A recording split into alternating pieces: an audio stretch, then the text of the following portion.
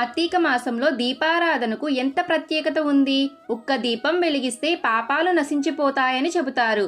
కార్తీక మాసంలో దీపారాధన చేస్తే అగ్నిదేవుడు స్వయంగా సాక్షిగా నిలిచి జన్మ జన్మల పాపాలను దహించి వేస్తాడు. ఎందుకంటే ఈ మాసంలో హరిహరాదులకు అంటే శివుడు మరియు విష్ణువు ఐక్యతకు సంకేతం అని స్కంద పురాణంలో చెప్పబడుతుంది. కార్తీక దీపం యమదూతలను దూరంగా పంపిస్తుంది, మోక్ష ద్వారాలను తెరుస్తుంది అని పద్మ పురాణంలో శ్రీకృష్ణుడు స్వయంగా చెప్తాడు.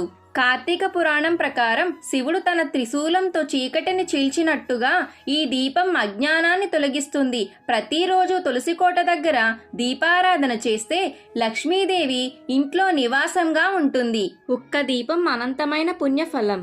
దీపం కాంతి జ్ఞానజ్యోతి. కార్తీక దీపం మనసును శుద్ధి చేసి అజ్ఞానాన్ని తొలగిస్తుంది. ఇలాంటి వీడియోస్ కోసం ప్లీజ్ సబ్స్క్రైబ్.